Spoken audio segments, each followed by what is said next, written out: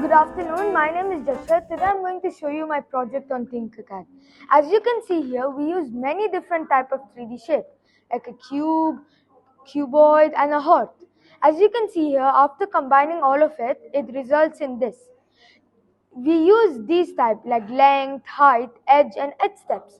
By using these type, we can define how much distance it has to go, so it will be the exact size. As you can see here, there is a code called move.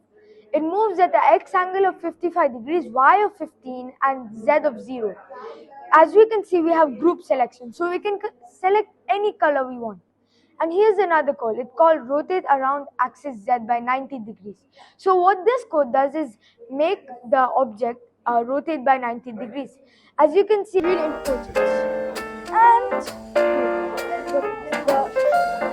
at any time you can work on it and improve it in many ways, like adding text or putting pictures. And I really enjoyed this.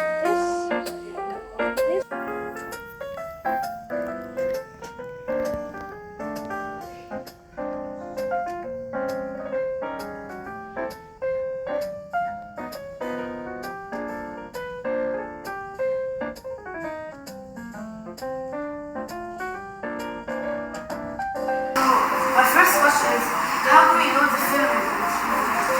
So there is this button which is located in the way. You push it towards the back side and the film goes inside. Set this file from here to there.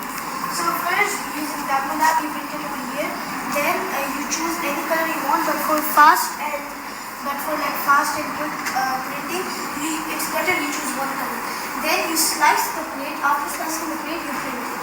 And that's how it works. What are you printing, Abdullah? I'm printing a picture of Miss Venture right now. This is how it's getting printed? Yeah. Well done. So you're eager to make something new? Yeah. Okay.